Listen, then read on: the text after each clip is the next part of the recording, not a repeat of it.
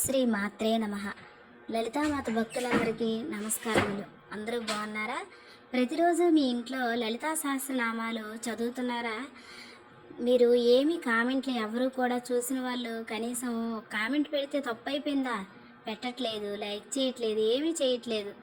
పోనీ కనీసం 100 వ్యూస్ వస్తున్నాయి కానీ 100 మెంబర్స్ లైక్ చేస్తే 100 లైకులు అవుతాయి కదా. ఎవరికి నచ్చట్లేనట్టుంది నేను చెప్పే విధానం. మరి అదైనా కామెంట్ రూపంలో తెలియచేయండి. అయితే ఆలస్యం చేయకుండా వీడియోలోకి వెళ్ళిపోదాం. ఈ వీడియోలో ఇదివరకు మనము లలితా సహస్రనామాలు 47 శ్లోకాలు వాటి అర్థాలను చెప్పుకున్నాం కదా. ఇప్పుడు 48వ శ్లోకం దాని అర్థాన్ని చెప్పుకుందాం. ఆ శ్లోకం ఏమిటంటే, నిష్క్రోధ క్రోధ శమని నిర్లోభాలోభనాశిని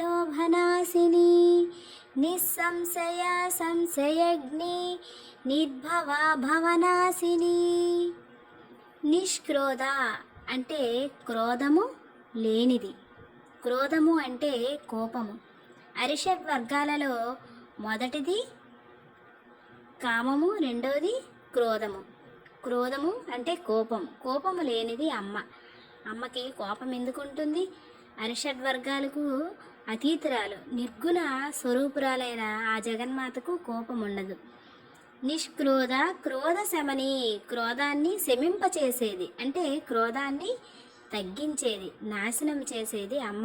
భక్తులలో ఉండే క్రోధాన్ని నాశనం చేస్తుంది. నిర్లోభ, లోభం లేనిది. లోభం అంటే మనము ప్రస్తుతానికి మానవులము ధనము కోసం లోభిస్తాం. డబ్బులు ఖర్చు పెట్టడానికి లోభం చెందుతాం. అటువంటి లోభాలు లేనిది. లోభనాశిని అంటే లోభాన్ని మనలో నశింపచేస్తుంది. డబ్బు యందున్న వ్యామోహాన్ని నశింపచేసి డబ్బుని తృణప్రాయంగా చూసే అలవాటుని మనలో కలిగిస్తుంది.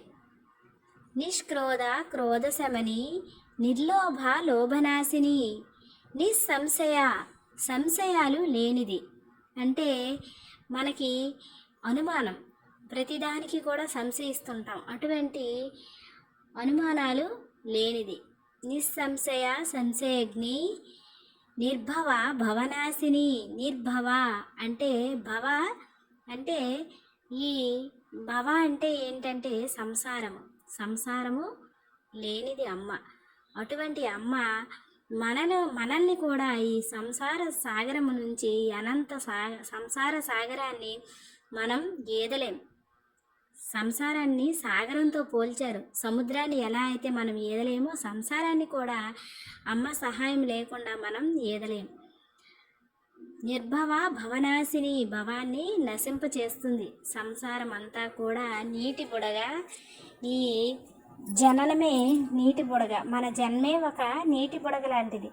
జననం మరణం, పునరపి జననం పునరపి మరణం. ఇందులో ఈ సంసారం అనేది ఎంత అనువంత.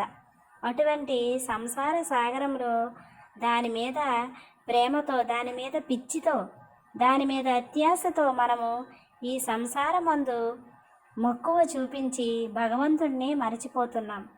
అలా కాకుండా అమ్మ పాదాలు పట్టుకున్న వాళ్లకు అమ్మ సంసార సాగరం నుంచి రక్షిస్తుందని ఈ శ్లోకం అర్థం. శ్రీమాత్రే నమః.